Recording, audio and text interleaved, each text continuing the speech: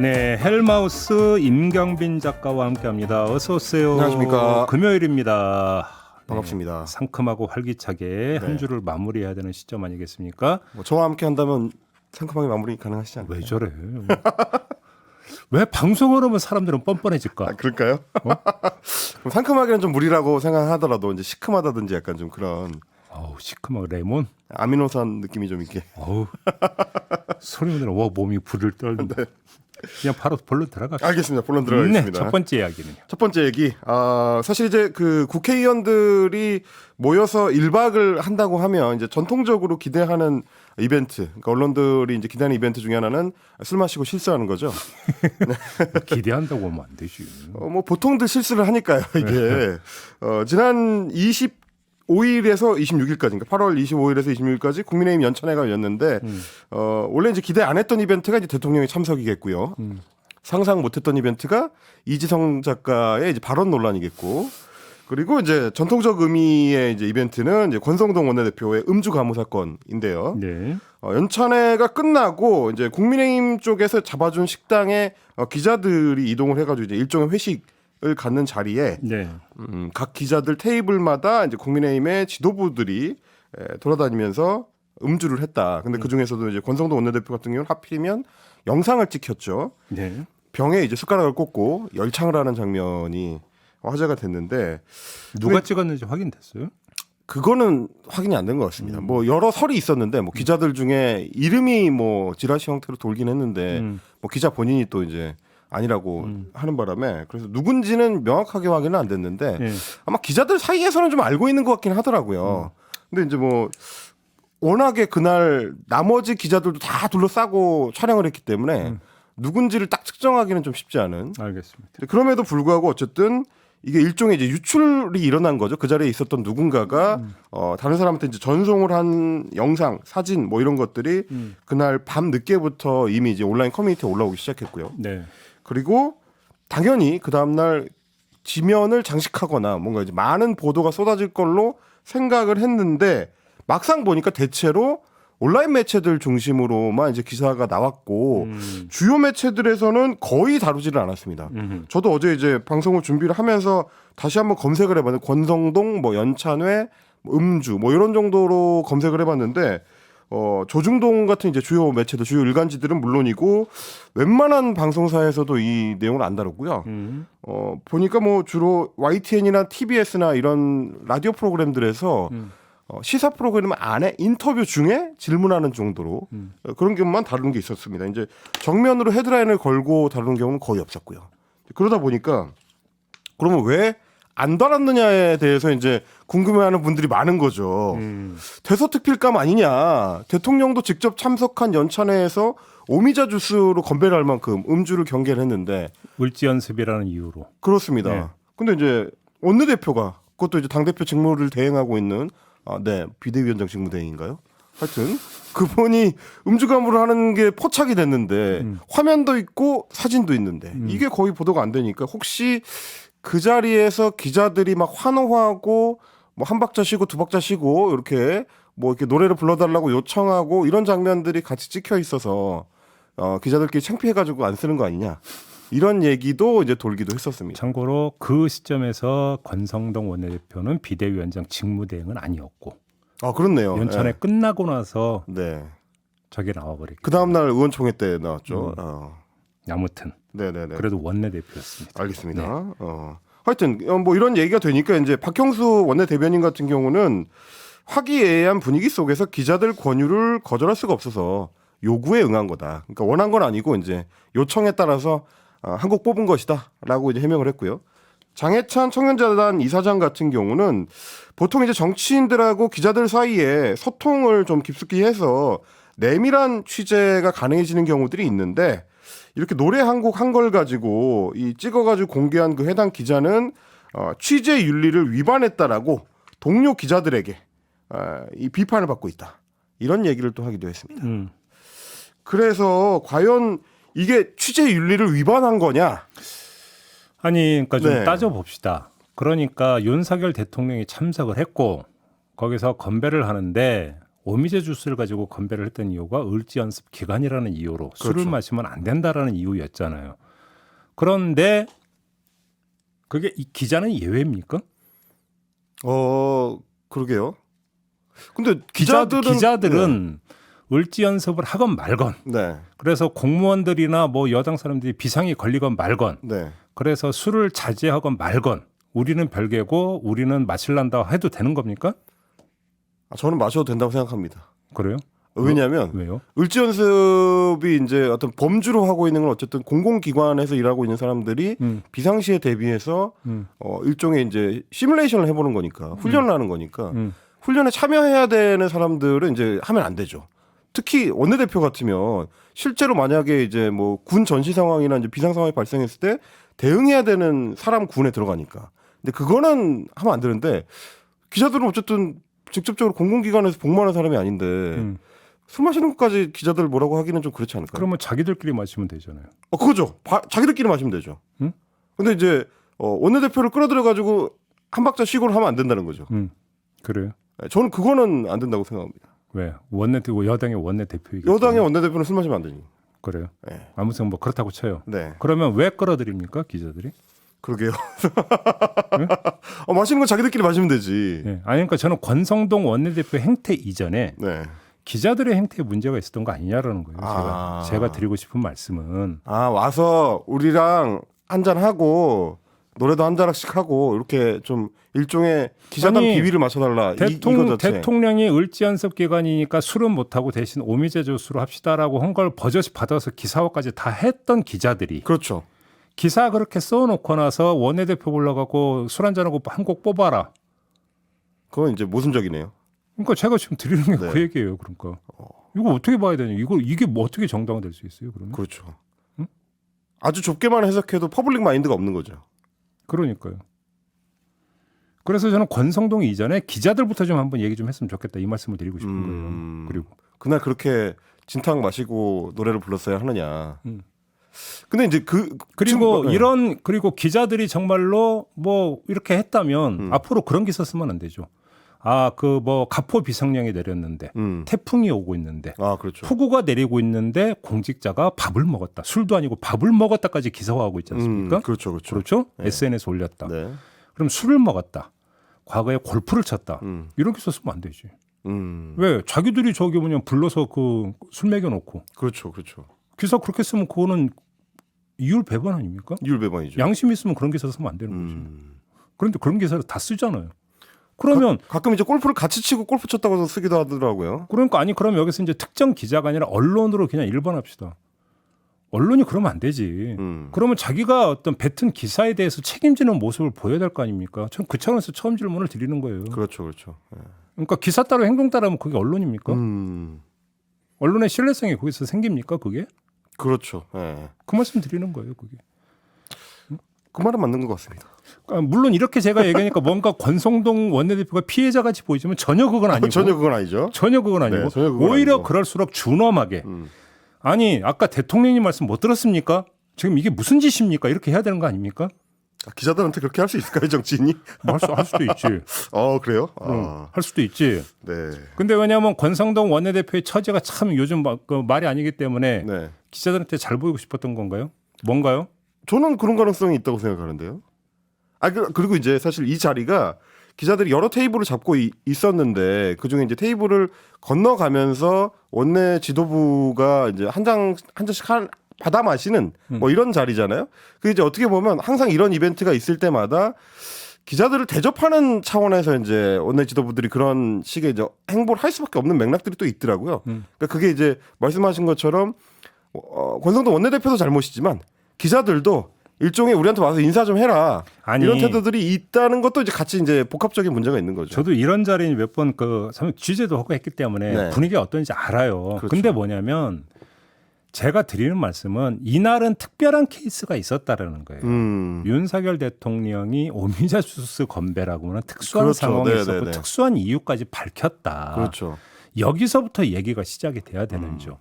그리고 기자들이 술자리 취재하죠.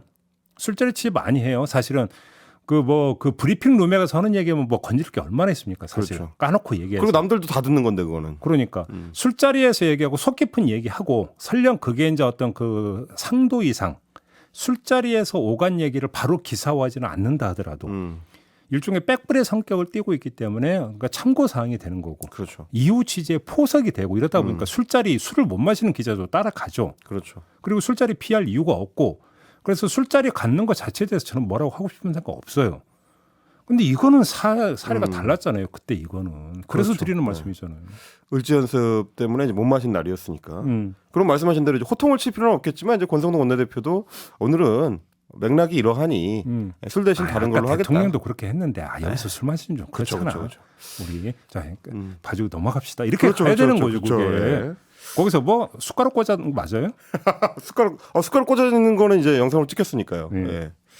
그 문화는 안 바뀌는 거군요.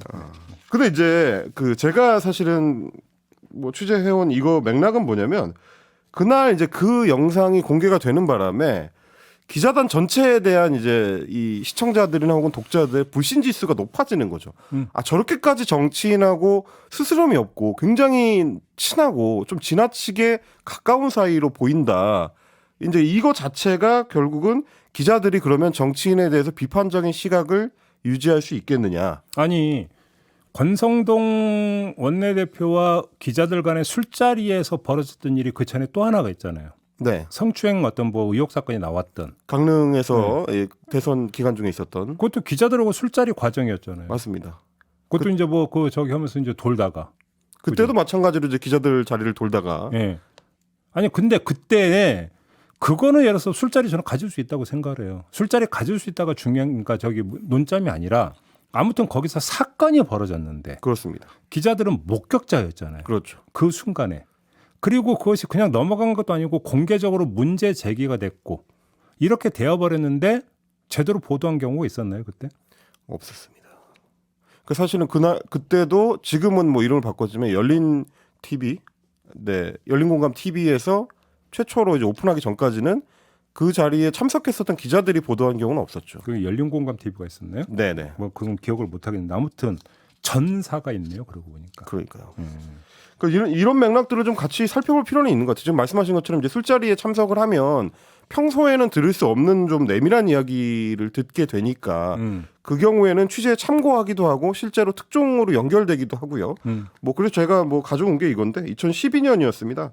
그 당시에 대선 전국에서 박근혜 당시 새누리당 후보의 최측근 중에 한 명으로 꼽혔던 김재원 당시 새누리당 대변인 임명된 지 하루 딱 된 그 대변인으로서 인사하기 위해서 이제 기자들하고 술자리를 하는 자리에서 문제의 발언 박근혜 후보가 정치를 시작한 이유는 박정희 대통령의 복권을 위해서인데 그럼에도 불구하고 기자회견을 하기로 결단했다라는 말을 했다가 소동이 일어난 겁니다. 이게 이제 인혁당 사건이라든지 박근혜 전 대통령 당시에 박정희 전 대통령 당시에 이제 어떤 과오에 대해서 박근혜 후보가 사과하는 거.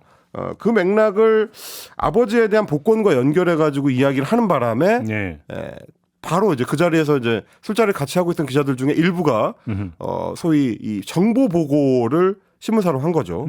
근데 이건 굉장히 이제 중요한 맥락이 있기 때문에 당 대변인이 직접적으로 이런 발언을 했기 때문에 어떻게 보면 특종감이죠. 이제 그러다 보니까 정보 보고를 했는데 그 정보 보고가 돌고 돌아서 김재원 의원의 그 당시 휴대폰으로 다시 돌아온 거죠. 이런 정보 보고가 돌고 있다. 그래서 이제 거기서 뭐 나랑 같이 이제 한잔 하는 자리에서 이거 얘기한 거를 이렇게 밖으로 내보내고 말이야. 뭐 이렇게 좀 이제 막말을 했던. 그래서 결국 당 대변인 자리에서 하루 만에 잘리고 기자실을 돌면서 사과를 했던 그런 사건도 있었습니다. 아니 술자리 특종하면 역사에 길이 남을 특종은 노태우 비자금 사건이에요. 그렇죠. 기억나세요? 네. 그 노태우 비자금 사건의 어떤 시작점이 제 기억이 맞다면 술자리였었어요. 그래서 그때 그 기자가 아마 그 취재역인가 이런 거 썼는데 고민을 했다.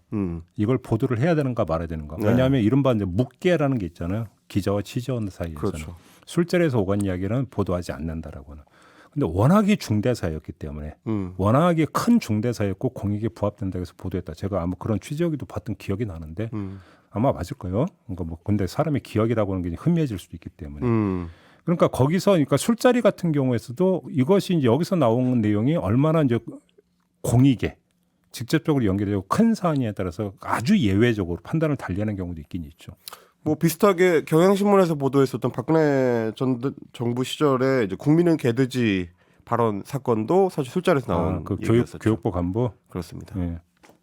그러니까 뭐 이런 맥락들을 보면 정치인하고 기자들이 술자리를 갖는 것 자체가 문제거나 뭐 겉으로는 이제 친하게 지내는 것처럼 보이는 것 자체가 문제는 아니고요. 뭐 예를 들면 다큐멘터리나 아니면 뭐 이제 그런 어떤 그 르포르타주 같은 이제 취재를 할 때는 취재원하고 어느 정도 이제 관계를 쌓아야 그 뒤에 좀 더 이제 깊이 있는 이야기들이 나오는 경우들이 있기 때문에 친하게 지낼 수는 있죠. 근데 어느 순간에 그걸 기자 정신을 발휘해서 기사로 바꿔낼 수 있느냐, 그걸 구분할 수 있느냐, 이제 이런 문제가 될 것 같습니다.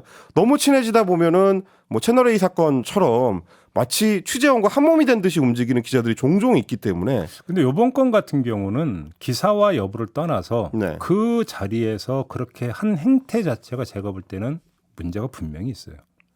선을 넘은 것 같아 저는 그렇게 봅니다. 한 박자 쉬고 두 박자 쉬고. 기자들이 네. 권성동 의원에게 술을 권하고 뭐 했던 것은 분명히 문제가 있다. 이런 말씀을 드리는 겁니다. 그러니까 취재를 위해서 친하게 지내는 수준을 넘어섰다. 그러니까 언제나 이제 정도를 지키느냐 아니냐 이게 굉장히 중요한 맥락일 텐데 이게 이제 딱 무슨 윤리 규정 같은 걸로 정해놓고 여기까지는 안 된다. 뭐 소주 3잔까지만 마셔라 이렇게 할 수는 없는 거라. 결국에는 이제 기자들이 잘 판단을 해야 되겠죠. 네, 넘어갈까요? 자, 다음 이슈는 방통위에 이어서 KBS에 대해서도 감사에 착수한 감사원에 대한 얘기입니다. 아, 요즘 뭐 감사원이 열일하더라고요, 열일. 네. 여기저기 다 뭐. 검찰보다도 더 자주 기사화가 되는 것 같은 느낌이 좀 있는데. 뭐 팔가다 붙였던데요, 보니까. 네. 거의 뭐 웬만한 기관들은 다 이제 지금 쭉 돌고 있는 것 같은 느낌인데 이제 저희 입장에서는 가장 중요한 게 근데 왜 희한하게 그러니까 나가라라고 그러니까 그 찍은 수장 있는 곳만 그렇게 열심히 뒤지는지 모르겠어요. 그러니까 국민권익위원회라든지 네. 이런 쪽으로 돌고 있는데 이번에 이제 KBS로 갔습니다. 방통위 같은 경우는 이제 감사가 일단 끝났습니다. 그래서 이제 보고서를 작성하는 단계로 넘어갔는데요.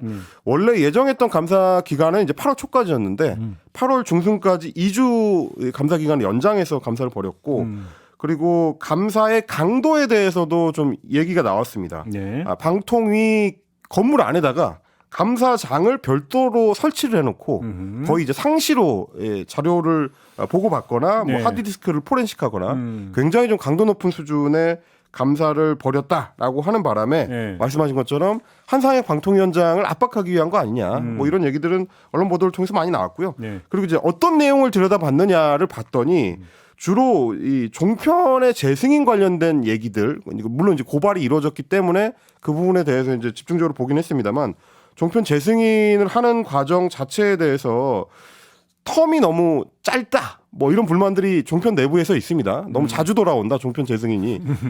방통위가 이제 자기들 멱살을 너무 쉽게 잡을 수 있는 구조로 돼 있다. 이런 불만들이 있었는데 거기에 대해서 이제 집중 감사가 이루어지고 그리고 또 한상혁 방통위원장이 예전에 이제 미디어 비평 프로그램들을 복원을 해서 언론에 대한 이제 감시 기능을 이제 할 수 있도록 하는 게 좋겠다라는 발언을 했었는데 요거에 대해서도 감사가 이루어진 걸로 알려져서 결국은 종편 좋은 일을 시키기 위한 일종의 표적 감사 아니냐 이런 비판들도 이제 나오고 있는 상황입니다. 네. 그리고 이제 지난 8월 30일에는 KBS에 대한 감사. KBS는 정기 감사인가요? 특별 감사인가요? 특별 감사입니다. 특별 감사. 이거는 이제 국민 감사가 들어온 거에 대해서 국민감사 청구가 있었다. 이걸 이제 받아들인 건데요. 이제 청구한 기관들이 KBS 노동조합, 그러니까 3노조죠. 그리고 이제 MBC 노동조합 또 역시 마찬가지로 이제 소수 노조고요. 뭐 그리고 나서 나머지는 이제 보수 성향의 시민단체들 이렇게 해서 이 국민감사 청구한 거를 받아들여 가지고 MBC 노동조합이 KBS에 대한 국민감사를 청구했다고요? 그렇습니다. MBC 노동조합이? 네, MBC로만 출근하시면 잘 모르실 텐데 KBS 앞에 가 보면 박성재 사장 물러나라 플랜카드를 KBS 노동조합에서 붙여놨더라고요. KBS 앞에다가. 아, 그런 거예요. 네. 지금 굉장히 특이한 현상이 벌어지고 있는데, 네. 그러니까 사실 이제 국민감사 청구한다고 다 받아주는 건 아니고 통상적으로는 한 10% 정도 이제 받아들여진다고 하더라고요. 근데 이제 KBS는 받아들여진 걸로 봐서는 굉장히 좀 중대하게 보고 있는 것 같다. 라는 얘기고요. 결국에는 김우철 사장의 임기가 좀 많이 남아 있기 때문에 그렇죠. 그걸 위한 압박용이 아니냐 뭐 이런 얘기들도 지금 나오고 있습니다. 결국에는 이제 최재해 감사원장의 의도 그리고 이제 감사원 내부의 최근 움직임 뭐 이런 것들에 대한 걱정이 나오는데 그렇지 않아도 국회에 출석해가지고 감사원은 대통령의 국정 운영을 지원하는 기관이다라고 최재해 원장이 발언한 이후에 이 모든 일들이 벌어지고 있어서 결국에는 이제 방송에 대한 정부의 정책을 지원하는 역할을 감사원이 하고 있는 거 아니냐라는 걱정들이 지금 나오고 있고요. 아니 그러니까 감사원이 감사를 해야죠. 감사라고 있는 게 감사원이고 네. 그다음에 그 감사의 대상은 뭐 이제 그 국가 기관들이니까 그리고 거기에 또 그 정기 감사도 있지만 특별 감사도 있죠. 그러니까 그 자체는 뭔가 그 저는 뭐 문제가 안 된다고 보는데. 네. 그리고 뭐 이런 주장이 있더라고요. 예를 들어서 지금 윤석열 정부가 갓 출범한 상태에서 감사원이 지금 벌이는 감사는 보통 이전 정부 때 있었던 일일 수밖에 없다. 시기적으로. 저는 그 말도 일정하게 그렇죠. 타당성이 있을 네. 수 있다고 생각을 해요. 근데 제가 꼭 드리고 싶은 말씀은 근데 왜 꼭 특별감사가 들어가는 대상 기관이 여권에 의해서 수장 보고 물러가라고 한 기관만 그렇게 콕 찍어서 특별감사가 들어가느냐. 그렇죠. 이건 오비락도 아니지 않느냐. 이 말씀만 드리고 싶은 거죠. 이 말씀만. 그리고 이제 그만둔 기간은 또 이제 감사가 흐지부지 되더라고요. 그런가요? 그런 경우들이 종종 있어가지고. 네. 그러면 이건 누가 보더라도 표적감사고 말 그대로 지원이라고 봐야 되는 거죠. 뭐. 그러니까. 그런 거 아닌가요? 다르게 해석할 여지가 뭐가 있어요? 제가 창의성이 너무 떨어지나요? 창의성이 너무 많아서. 네, 그래서 사실은 이제 이 감사의 결과들이 앞으로 이 방송 환경에 어떤 영향을 미칠 거냐 이쪽에 지금 초점들이 맞춰지고 있는 것 같고요. 아까 제가 이제 뭐 종편 관련된 그 연결된 맥락을 말씀을 드렸던 이유가 뭐냐면 TV조선만 하더라도 내년 2월에 지금 이제 재심의를 받아야 되는 이런 상황이 걸려 있습니다. 근데 그거는 뭐냐면 한상혁 방송통신위원장이 임기를 채우게 되면 임기 중에 이제 받게 되거든요. 이런 맥락들도 혹시 이제 고려되는 거 아니냐라는 얘기들이 방송가에서는 돌고 있다. 그러니까 이제 이런 오해를 불식시키기 위해서라도 감사원이 감사 결과를 통해서 공정성을 좀 입증할 필요가 있지 않을까. 감사원이 갖고 있는 가장 핵심, 감사원은 헌법기관이거든요. 독립기관이고요. 그래서, 예. 그래서 그 가장 핵심은 정치적 독립성을 유지하는 거거든요. 그래야 감사의 권위가 서는 거죠. 그렇죠. 근데 과연 지금이 그런 지금 행보를 보이고 있는 거냐. 한번 좀 스스로 돌아봤으면 좋겠다. 이 말씀을 좀 드리고 싶은 겁니다. 그러면서 문재인 정부 때 감사위원 임명과 관련해서 뭐 이 사람을 뭔가 임명을 하면 감사원의 독립성이 뭐 저해되는 것처럼 난리가 난 적 여러 번 있지 않습니까? 맞습니다. 그리고 지금 벌이고 있는 감사원의 행보하고 한번 그때의 어떤 논란 한번 비교를 해보자. 그럼 뭐가 다르냐? 요 얘기도 함께 드리고 싶은 부분이 있네요. 네, 뭐 이거는 뭐 더 이야기할 것도 없을 것 같습니다. 네. 마지막 이야기로 넘어가죠. 마지막 이야기는 이제 제가 사실 이제 굉장히 관심이 많은 것 중에 하나가 지금 이제 우리 언론이 이제 포털에 너무 종속돼 있다라는 비판들이 있고요.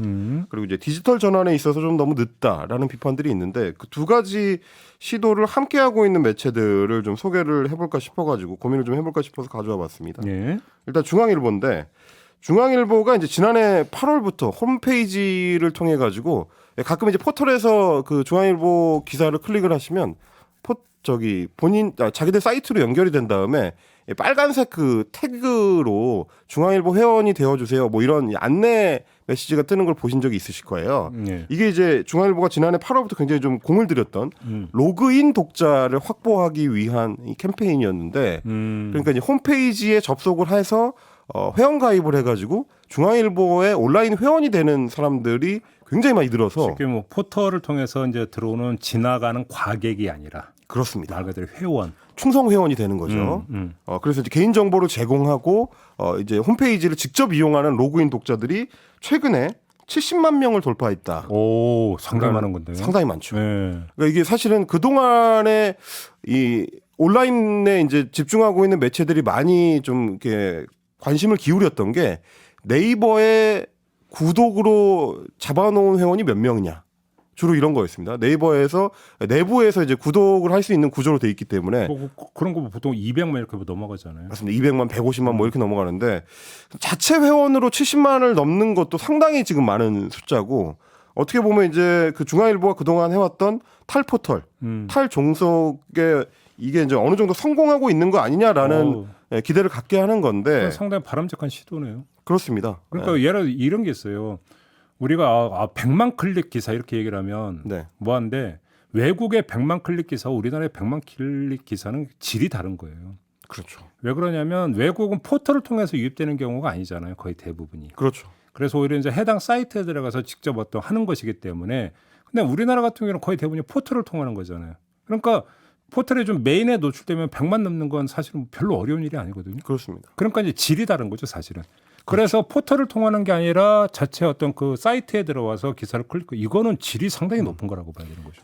그러니까 이 질을 이제 높이는 작업을 그동안 해왔고 이제 중앙일보 같은 경우는 사실 저도 이제 중앙일보의 모바일 홈페이지나 아니면 뭐 이렇게 웹 홈페이지나 이렇게 이용을 해보면 굉장히 환경 구축을 다른 매체들에 비해서 좀 잘 해놓은 편이에요. 이게 뭐랄까요? 이게 광고 팝업이나 이런 것도 거의 안 뜨고 구성을 이용하기가 좀 편리하게 해놓은 편이어가지고. 근데 참 이것도 부익부 빈익빈인 게 있을 거예요. 맞습니다. 왜 그러냐면 중소규모의 매체는 그렇게 하고 싶어도 그렇죠. 비용이 감당이 안 돼서 당장 광고비가 급하고 하니까요. 거기다가 또 서버 구축비 이게 장난 아니거든요. 그리고 이제 프로그램 개발비도 많이 들고. 그러니까요. 이게 결국은 부익부 빈익빈으로 갈 거다. 바람직한 현상이긴 한데 아마 그렇습니다. 이런 문제가 있을 거예요. 근데 그런 부분에 이제 중앙일보는 상당히 공을 들였고 결국 이제는 본격적으로 이제 수익화 모델을 시작한다는 얘기입니다. 9월부터 10월 사이에 유료 구독 모델을 이제 출시할 계획인데 지금 기대하는 거는 70만 명의 홈페이지 로그인 독자 중에서 한 1% 정도만 유료 구독을 해줘도 성공이다. 라는 기대를 갖고 있습니다. 그럼 7만 명이 이제 보게 된다는 얘기죠. 이게 그 성공한 대표적인 케이스로 꼽는 게 뉴욕 타임즈 아닌가요? 뉴욕 타임즈입니다. 그렇죠. 그러니까 제가 사실 그 2019년까지 JTBC에서 일할 때도 중앙일보 미디어 그룹, 그러니까 중앙 미디어 그룹에서는 그 뉴욕 타임즈 디지털 전환 사례를 보고서를 별도로 만들어가지고 직원들이 다 이제 같이 열람하고 뭐 연구도 많이 하고 했었거든요.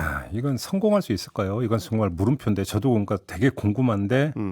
해외에서도 별로 성공한 경우가 별로 없거든요. 뉴욕타임즈 정도만 항상 언급이 되죠. 영국의 BBC 같은 경우도 좀 시도를 했지만 그렇게 뾰족한 성과가 나왔다는 얘기는 들어본 적이 없고. 그렇습니다. 가디언도 뭐 이렇게 성공적이지는 않았었고요. 근데 이제 만약에 된다면 이제 중앙일보가 하는 모델은 이제 뉴욕타임즈처럼 본격적인 유료 구독 시스템은 아닌 것 같고 뉴욕타임즈 같은 경우는 이제 유료 구독을 안 하면 기사를 못 보는 거기 때문에 아예 못 보는 거죠. 근데 보통 여기서 이제 쉽게 생각할 수 있는 게 이제 프리미엄 기사 서비스라는 게 있죠. 그렇습니다. 일반 기사는 그냥 다 보시고 다만 특별히 유료 회원에게만 제공하는 기사. 그렇습니다. 정확하게 지금 그겁니다. 중앙일보가 구상하는 거는 가장 좀 많이 공을 들이는 거는 경제와 산업 분야 기사인데 역시 사실 이거는 다른 매체들도 많이 하고 있어요. 대표적으로는 뭐 연합뉴스에서 경제 전문으로 하는 연합인포맥스라든지 유료 모델이죠. 그리고 이제 다른 뭐 경제지들도 특별한 그 경제산업 기사들만 따로 뽑아가지고 하는 경우들이 있습니다. 더 벨 같은 매체들은 이제 아예 이제 산업 관련해서 유료로 구독 모델을 가지고 있고 여기에 일단 집중을 하고요. 정치 사회 관련해 가지고는 기획 취재 기능을 좀 강화를 해서 좀 프리미엄이 붙은 기사들을 별도로 양산하겠다 이런 지금 구상을 가지고 있는 걸로 보입니다. 근데 이제 참 그게 저는 이 시도가 성공했으면 좋겠어요. 중앙일보의 성공 때문만이 아니라 우리 언론에 있어서 새로운 가능성을 타진하는 작업이잖아요. 네. 저는 그런 점에서 성공했으면 좋겠다. 일단 먼저 이 말씀을 좀 드리고 싶고, 근데 성공을 할 수 있을까는 솔직히 좀 물음표인 게 못할 거다라는 뜻이 아니라 말 그대로 물음표. 왜 그러냐면 프리미엄 기사 서비스라고 하는 것이 갖고 있는 함정이 하나가 있어요. 뭐냐면 질 높은 기사는 사람들이 돈 주고 살 거다라고 하는 게 착각일 수도 있다. 그렇죠. 그게 아니라 지금 대중들이 요구하는 기사를 보면은 미디어 시장에서 나타나는 것은 질 높은 기사가 아니라 내 입맛에 맞는 기사를 많이 요구를 하거든요. 그건 질하고는 상관이 없죠. 그렇죠. 물론 이제 그래서 뭐 이제 경제 산업적으로 한다는 것은 돈 되는 기사. 요거는 얘기가 약간 달라질 수가 있겠죠. 그렇기 때문에 어떻게 될지 저도 한번 이건 대단히 저도 관심이 많은 분야이기 때문에 지켜보도록 하고 뭐 예단은 허지는 말도록 합시다. 그러니까 사실은 제가 왜 중앙일보 사례에 주목하느냐면 예전 같으면 이게 성공하기가 쉽지 않은데 최근에 그 매체 소비자들의 어떤 경향이나 경험이 좀 달라진 측면이 있어서 그렇습니다. 예를 들면 지금 이제 TBS의 케이스인데요. TBS 같은 경우는 서울시가 이제 지난해 예산을 편성하면서 출연금 삭감을 많이 하는 바람에 지금 뭐 출연료를 못 줄 정도로 예산이 쪼들린다라는 얘기가 많이 나오는데 그래서 얼마 전부터 시작한 게 이제 유튜브 채널에 대해서 TBS 유튜브 채널에 대해서 유료 멤버십 서비스를 시작을 했습니다. 8,990원짜리의 유료 멤버십에 가입을 하게 되면은 뭐 유튜브 댓글을 작성할 때 이제 전용 배지나 이모티콘을 사용할 수 있게 해주는 서비스인데 이게 지금 오픈한 지 2주 조금 넘었는데 3만 명의 가입자가 돌파했습니다. 3만이면 상당한데요? 상당히 많습니다. 그러니까 뭐 기대했던 거 이상이라는 얘기도 있는데 사실은 이 유료 구독 모델의 어떤 다른 형태인 게 지금 유튜브 채널의 구독 모델이거든요. 네. 저도 뭐 예전에 유튜브를 운영을 하면서 해봤지만 이 경우는 말씀하셨던 것처럼 프리미엄 기사를 바라고 이제 후원을 하는 게 아니고 매체 자체를 후원을 하는 거죠. 근데 사실은 이거는 뭐 그러니까 일부 그러니까 특화된 서비스를 제공한다라는 차원이 있지만 그렇게 그건 중요한 거 같지는 않고 말 그대로 후원 개념이잖아요. 그렇습니다. 그러니까 후원 개념이라고 한다면 TBS가 뭐 지금 뭐 최초로 시도는 이런 게 아니라 많이 있었죠, 사실은. 그렇죠. 그러니까 상당히 많이 있었고 네. 그것이 이제 팟캐스트에서도 이제 그 후원 구조에 입각해서 팟캐스트가 운영된 경우도 되게 많고 저도 그랬거든요, 사실. 아, 네, 그렇죠. 그렇기 때문에 이거는 낯익은 모델이라고 봐야 되겠죠. 근데 문제는 그 후원의 규모가 지금 서울시에서 끊어버리고자 하는 예산을 그 벌충할 정도가 되겠느냐. 그건 안 되죠. 그게 쉽지가 않다는 데 문제가 있는 거고요. 또 한 가지는 후원 구조가 갖고 있는 취약성이 하나가 있어요. 그게 뭐냐면 출렁인다라는 거예요. 아주 대표적인 예가 아마 그 후원 구조에 입각해서 가져가고 있는 독립 언론이 뉴스타파 아니겠습니까? 그렇죠. 그러니까 아주 대표적인 사례가 뉴스타파가 윤석열 검찰총장 청문회 때 윤석열 검찰총장에게 불리한 거를 깠다가 난리가 난 적 기억나십니까? 있습니다. 후원이 많이 떨어졌던 거 기억나십니까? 윤우진 전 세무서장이랑 관련된 거였죠. 그렇죠. 나중에 이제 재평가를 받았죠. 그 네. 기사가. 근데 아무튼 그 시점에서는 그것이 뉴스타파의 후원이 확 줄어드는 결정적 계기가 됐거든요. 그러니까 여기서는 이제 언론의 독립성이 아니라 기사의 독립성.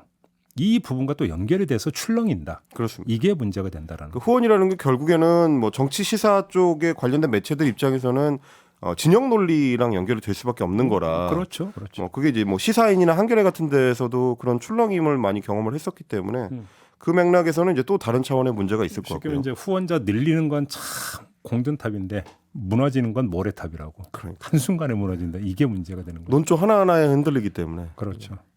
그게 문제인 거죠. 참 어렵습니다. 그런 점에서 그러니까요. 독립된 재정 구조로 간다는 게 말처럼 그렇게 정말 쉽지가 않아요. 그렇죠. 그렇죠. 그럼에도 불구하고 이런 시도는 눈여겨서 봐야 되는 거죠. 어떻게든 뭔가 새로운 어떤 시도를 하고 그래서 새로운 모델을 만들어낸다면 그건 좋은 거 아니겠습니까? 그럼요. 성공하기를 네. 바라겠습니다. 그런 점에서. 자, 이렇게 마무리하죠. 헬마우스 임경빈 작가와 함께했고요. 수고하셨습니다. 고맙습니다. 저도 함께 물러가겠습니다. 고맙습니다.